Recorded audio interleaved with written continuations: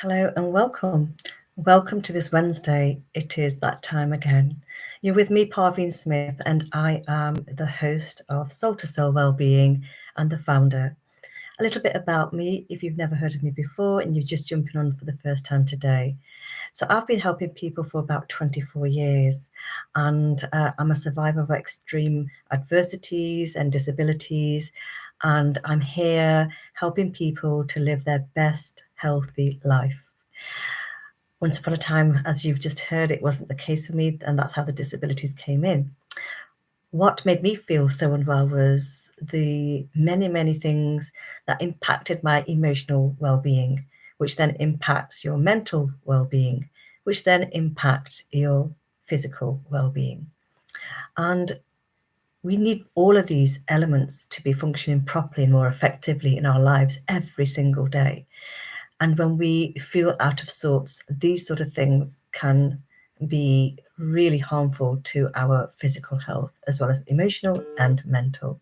So, why am I sharing this with you? The reason why I'm sharing this with you today is that I wanted to share more on that we've lived through the winter months and we've come into the spring weather now that it's April, and we don't want to be in the dreary past. It's time for change. And how do we do that is another thing, isn't it? So I know a lot of people don't like winter, and we can have something called seasonal affective disorder, the SAD disorder. And a lot of people can't wait for the sunshine to come in and to feel healthy and well again. It's true, isn't it? As soon as the sunshine comes out, we just love it. Uh, which country doesn't love it, of course, is another question, unless you're living in the desert. But here in the UK, in this part of the world, we love the sunshine. The reason being because we don't get enough of it. We have, a period of time, autumn and winter, where we see less and less and less, and then we can't wait until the sunshine comes back out in the springtime. So we're stepping into spring for sure, and we're looking at how we can uplift ourselves every day. As you are on a well-being channel here, this is all about motivating you, keeping you healthy, keeping you well on more than one level. So this is for anybody out there who wants to help themselves and wants to be in the greatest energies possible, emotionally, mentally, physically, and feel great on the inside too. So if you are a business owner, this is for you. If you're a CEO, this is for you because you'll need your time out. And if you are a coach, this is for coaches, this is for doctors, this is for nurses, this is for absolutely everybody who loves health and well-being. I've been helping people now in this part of my career for about 20 years. And that was actually through my disability and my ill health. And I was disabled for 2 years. I didn't know how I could actually get through that. It was the most, not the most, but one of the most difficult times of my life. And I didn't know how I was going to get my health back properly in the initial stages until I found a tool that was going to help me. And I'm the founder of that tool. And we help lots of people with this, whether it's through talking, whether it's through one-to-ones or in group sessions. But really, we are here to turn lives around. So you may already know about things that, you can gain knowledge now widely. And you may already know, I'm already doing this, I'm already doing that, and it's not all working. Well, the key really to all of this is you've got to be consistent in your health. Just like you are brushing your teeth every morning and every night, you have to look at being consistent with your health too. And the practices that we can use on a day-to-day basis are consistency built. Because imagine, like, for example, you clean your house out, once. It's not going to stay clean for the whole of that week. You may need to clean it 2 or 3 times, depending on who's living in the house. So we need to keep consistency with our well-being as well. And it's not just a one-off thing that we have something once and it will disappear. It doesn't quite work like that as well. Even though I do believe in miracles do happen, by the way, and I'm a big advocate for that as well. But on a logical level and on a basic level as well, we've got to look at putting things into practice on a regular basis. So what are the things that you are doing right now? What are the things you are doing right now to help you emotionally, mentally, or physically. A lot of people go to the gym, which is great. A lot of people go for daytime walks, which is great. A lot of people go running, which is great. On a mental level, it's really good for you because you're being outdoors, you're actually burning off some, extra steam, for example, that, pent up emotions, for example. And we're clearing the mind as we are going through these exercises and running. And, we're just working a whole body out, aren't we? Now, what about if you're doing yoga and things like that? That's also good for you too. But I'd like to go even deeper than that. My work is much deeper than that. I want to go deeper with each person to help them to eradicate those feelings of emotional trauma or mental trauma, emotional sadness, for example, and mentally you can't get out of bed. I want to help people to not be in those states. So we go deeper than all of these other things that are already out on the market. And how do we do that? Well, we take action. You've got to first of all look at what is it that I am doing now that isn't working.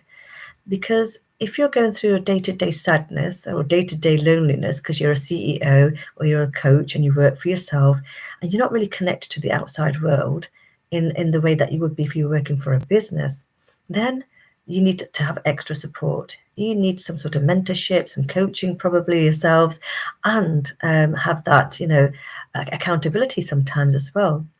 So we're looking at, there's many different ways we can look at life on a mental, physical, and emotional level.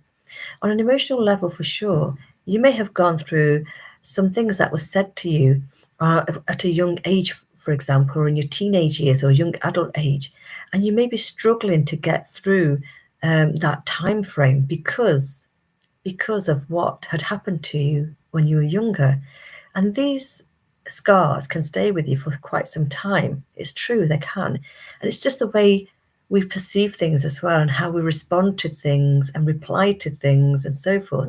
These are all impact on how we can actually deal with things that have happened to us or in the past or are happening to us right at this moment. So I wanted to look at sharing some of these things with you, especially when we're looking at, let's start from the beginning, because you could be here for the very first time listening to me. First, so the first one we've already looked at is staying active. What can I do to step into spring to help my body system to feel healthy and well? You've got to stay active. We need it for our bones. We need it for our muscles. We need it for our brain. We need it for our heart. We need it for many things, in fact. So when you look at this, staying active is really important.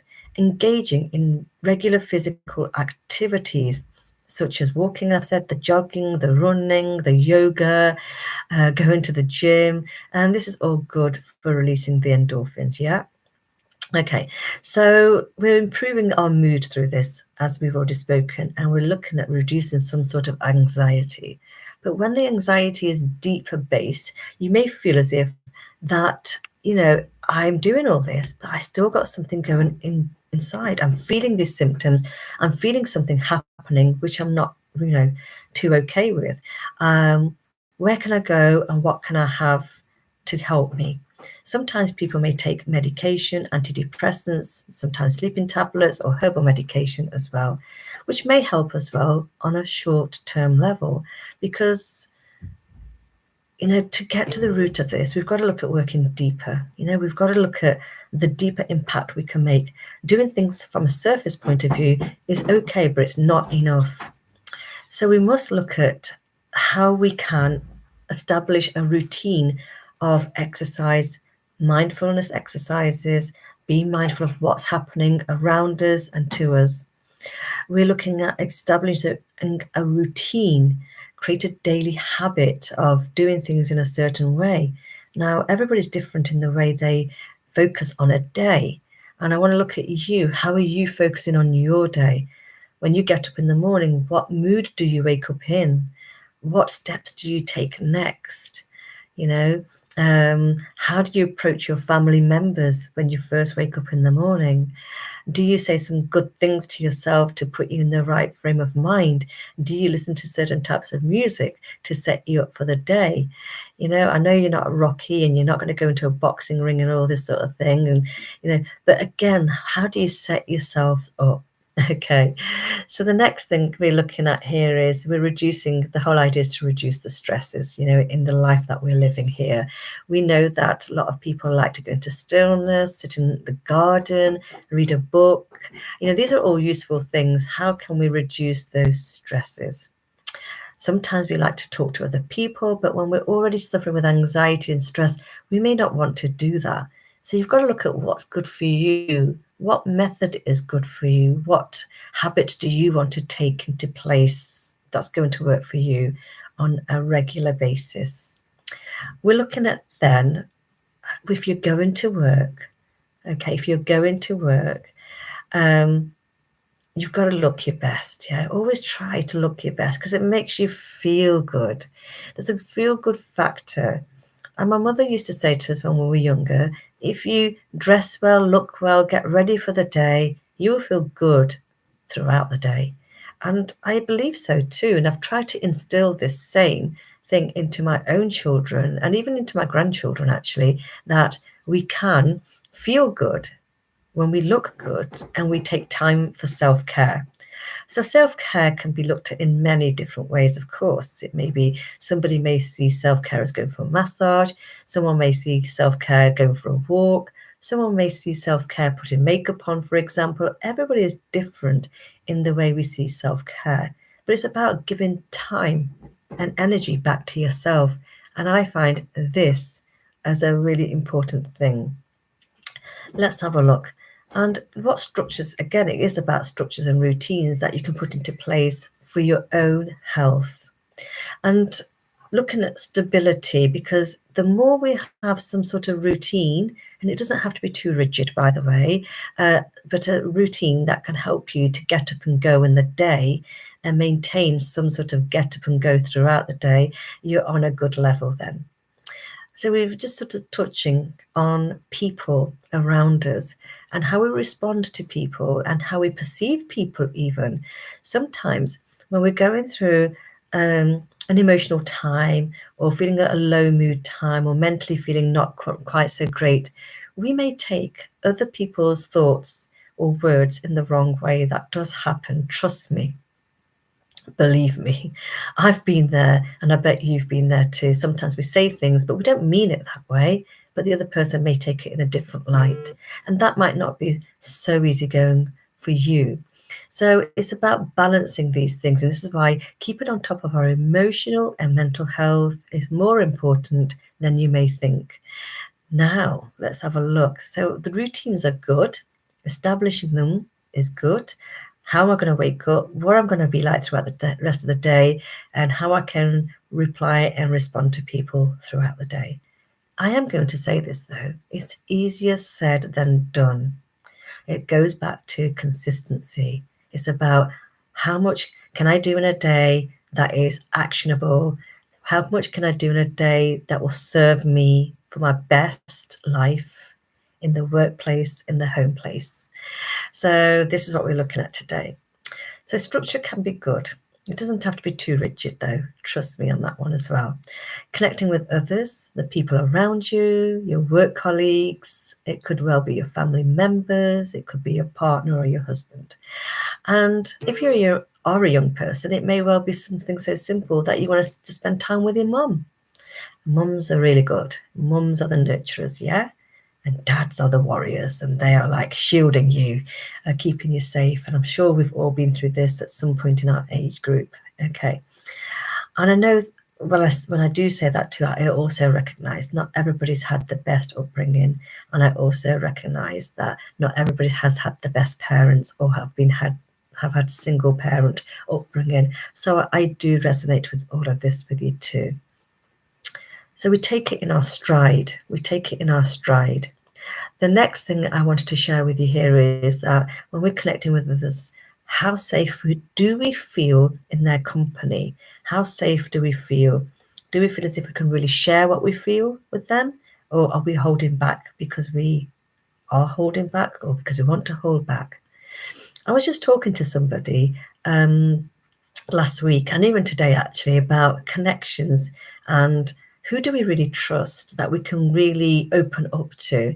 And in our workplace, I know that for a fact. I've been working with a lot of people over the years, and a lot of people don't feel as if they can go to their HR or the person who's responsible for emotional and mental well-being. People usually don't feel that they can approach them in their own workplace.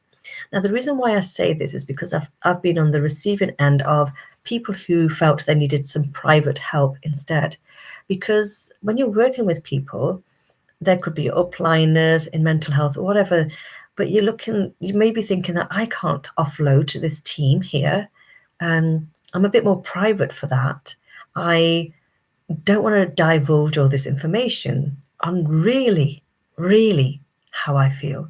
And you may get that as well. And if that's the case, this is where we come into play because we can help.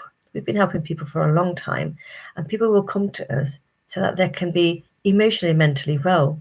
It may not be us, might be somebody else, but this is what we are here for. As Soul to Soul Wellbeing, we help to nurture you into good health.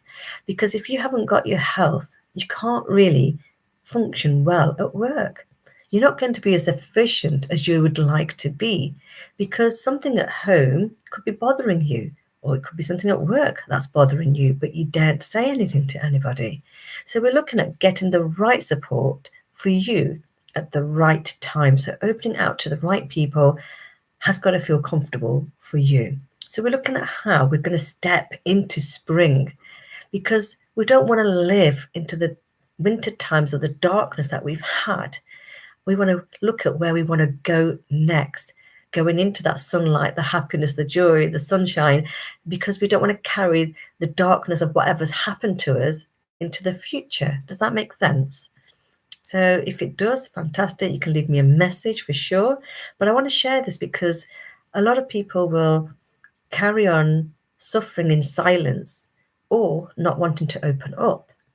And one of the discussions I had last week with one of the football clubs and the business owners out there was men don't really open up. We know there's a very high percentage of men that don't want to speak up about their emotional mental health. It's getting better, but a lot of people will keep it to themselves. And even though they may go for a pint of beer or a drink with their fellow members from work or friends, they still will only open up to a certain amount. Whereas when you're with somebody who's not connected, you can actually divulge more of how you're feeling, let it go, get it off your chest, and feel better. With the coaching and the therapy that we do, we help people to get through these stages really quite quickly. Okay, it's a journey to get you from here to the end result, and it is a journey. And trust me, we've done this many times with many people over and over again, and it works. So if you can't do this yourself, I would say please reach out because this is what we are here for. Also, a lot of people, we were talking about this too, we spend a lot of time on our screens, on our phones and so forth, and sometimes really late at night.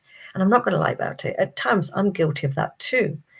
And sometimes my clients want to message me about something, and sometimes they may be going through a panic attack, for example, and I'm there for them. Okay. And it may well be that you're using your screen time way too much, just scrolling because you're bored or because you're thinking I'd find something in a minute. But again, limit your screen time as much as you can because that will keep you awake because you're going to have thoughts going on in your mind even though you're thinking it's bedtime and it's 11 o'clock at night. I'm just going to go through my phone, going to see what's happening here on social media or something that's happening on that group, something that's happening. You know what? You could be actually keeping yourself awake much longer than you need to because your mind hasn't slowed down. In fact, you've revved your mind up even more so. So limit that. So be mindful of how much time you are spending on your screen. Because we want to, at the end of the day, reduce your anxieties and stresses, not bring them higher.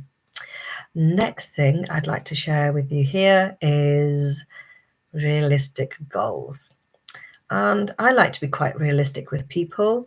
When I take you on a journey, we look at the consultations that we're in, and I will take you on that journey looking at where you want to be. If you want to reduce the anxieties and stresses from your body system, One session is not going to be enough. 2 sessions is not going to be enough. You would need a series of them until we get you to a certain space. You can't just let go of trauma just like that. It doesn't work like that, ladies and gentlemen. It's a process. But on the other side, don't think it's not achievable, because you can get there. It's about dedicating your time and saying, I'm ready to do this. I cannot put up with this anymore, and I don't want to put up with this anymore, because all these stresses and anxieties form diseases in the end. Your body will suffer from this. I know all too well. And if you can look at getting the right support and help, which is what we do at Soul to Soul Wellbeing, we can really help you transition from those anxieties and stresses of life to getting to your realistic goals, to getting you to do the manageable things with us, with our help. And I can tell you one thing, a lot of the work we do so you don't have to do it. We get you to the right spaces so you don't have to do it. Okay. But if you're looking at coaching side, we will then help you on this level to get you to where you want to get to. The next thing I'd like to speak to you about here is making sure that you're getting a good diet. A good diet is also very important. And again, I was talking to a doctor in America, and we were looking at how much food we eat that is convenience foods to home cooked foods. It's a big difference, okay? A big difference. Your energy will only boost when you get the real good nutrition in your body. You can have the supplements for sure. And if you're stepping into spring, you want to get out there. The sunshine is already there, so you're getting your vitamin D. Then there's all the other things we need for our body system as well. So get the right food into your body as fresh as possible, and then add supplements where you feel you would like them. And we can talk about them on another call with you here. Now, again, your sleep time is important, and we've already touched on the screen time, which will affect your sleep time. How many hours of sleep are you getting in a day? How many hours of sleep are you getting in a day? Is it 4 hours, 5 hours? I see people surviving on 5 hours, and I really don't know how they do it. You really could do with at least 7 hours sleep. Yeah, 7 hours sleep is good. If you can get more, even better. But you don't want to be staying in bed all day because you're not feeling great, as in emotionally and mentally, because it's not too good for you. The sooner we can nip it in the bud and get you to the right spaces and get you into a greater space where you're enjoying life and having a happy, abundant life, you will understand, oh my God, I wish I did this earlier. Staying in bed is wasting hours of your life. And I know some people do that because of the depression side, but let's get you out of that. Let's get you into the most amazing spaces, because you can. We've done it. We've done it with lots of people. So sleep is important because it can improve our cognitive responses as well, like I've already spoken about earlier. And again, it is about getting the right professional help. You know, there's so many people who are coaches nowadays, and we talked about this on PBS, on Recipe for Wellness, but not all coaches are great. We've got to look at finding the best of the best, people who have got credibility behind them as well. People who help people for decades, for example. You know, this is what we're looking at. So there's getting the right help at the right time. And again, today in a meeting, I was speaking to a lady, and we said the same thing. There's too many people who are appearing to be coaches but are not delivering. Okay, so we want to get the outcomes for you, and that's why we are here as award winners multiple times globally as well. Now, we know that everybody will go through a challenge at some point in their life, and to get through those challenges, you may not be able to do it on your own. And this is when we need to also look at maybe having a journal, and with the journal, you can have a look at writing down your thoughts, looking at where you need the help, and getting the help where you can as quick as you can, rather than leaving it too late. Okay. I see sometimes people also who haven't got hobbies. What's my hobby? My hobby is walking, It's not just exercise, it's a hobby, and I'll do it where I can. Sometimes I will walk less, and sometimes I will walk more, depending on my time frame for each time. It may well be I have a hobby of cooking, because not everybody can cook, but you can make it into a hobby by learning a new skill. When you learn a new skill, you become more enthusiastic. You have all these lovely endorphins that are, being used, and you just feel happier. The serotonin is different. We're just releasing, we're loving life, and we are experimenting with a new skill that maybe we didn't think we'd ever get into. And men and women, you're both talented people. You can cook. Okay. So the next thing I wanted to talk about is fresh air and gardening. Gardening is good for us all. I have a young boy, he's 14 years old, and he helps with my gardening. And sometimes it is as just as simple as pulling some weeds out. But you know what? I love seeing youngsters doing this. So if you have family members who may be using too much screen time, let's just say, for example, give them a hobby, get them involved. You go out with them because it's going to be good for you, and go out with them, and you can do the gardening, and so can they.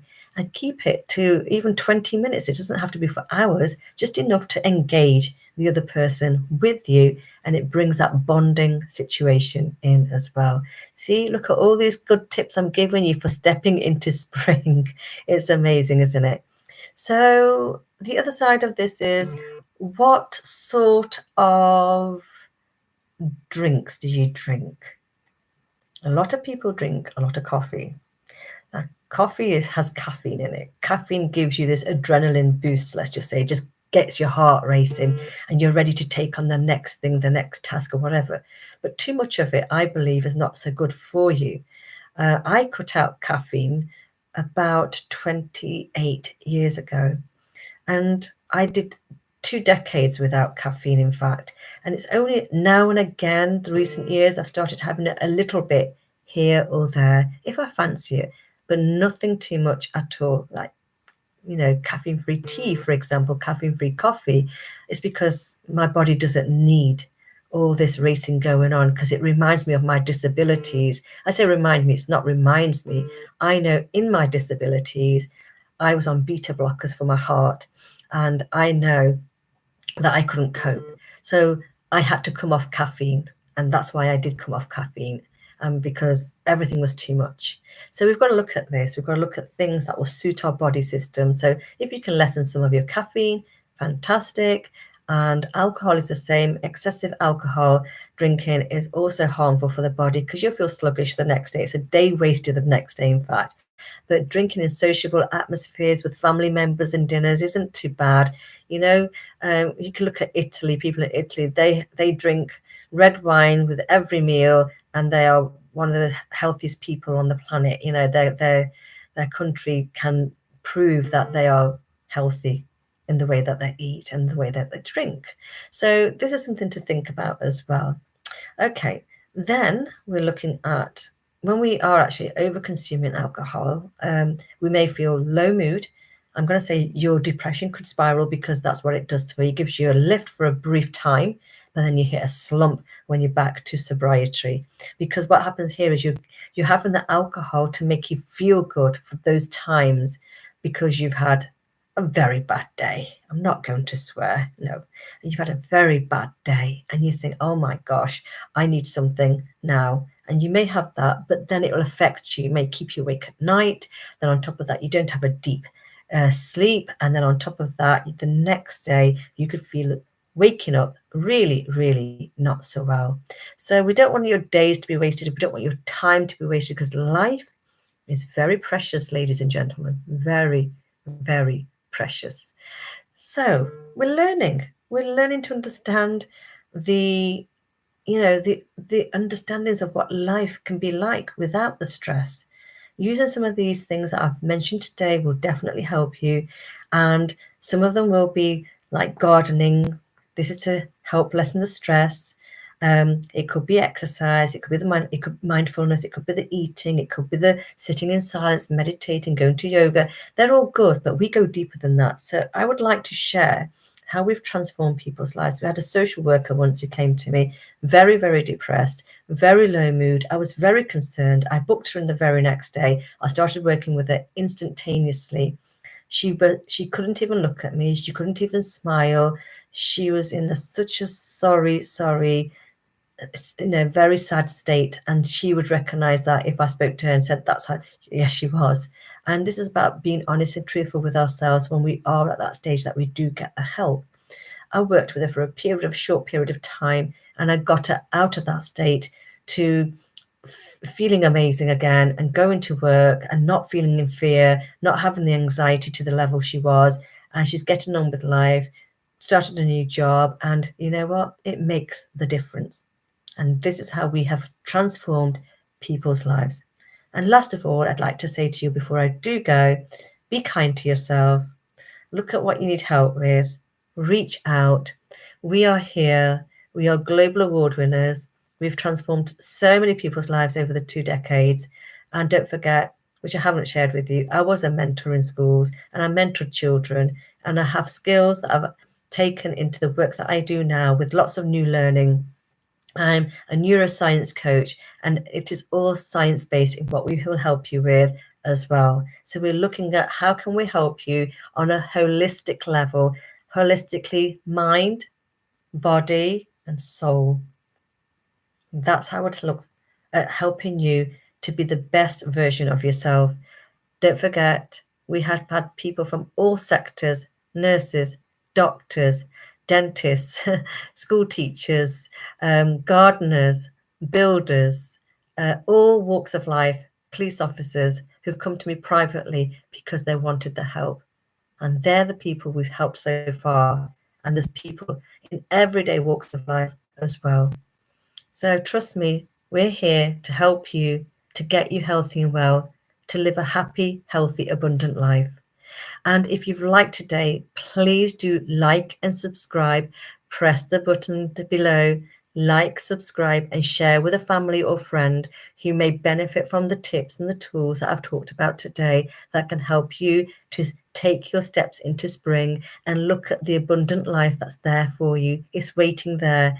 And if you're feeling that you would like my help, I'm a global awardee with multiple awards, been doing this work for 24 years in total, and I'm here to support your journey for you, your family and friends, so that you feel happier and get you into good health and get you back to work if you're not at work, get you into a good state if you're not. And this is what we help you with. We help you uniquely tailor it to your needs through the consultation to get you to the right spaces. So don't forget, click like, subscribe, share, and we have our 3-step video that may also help you on a deeper personal level. It's only a short video. Lots of people have benefited, and we'll put the link below this. Take care for now. My name is Parveen Smith, global awardee, transformative leader and coach, helping you to live your best life. Thank you.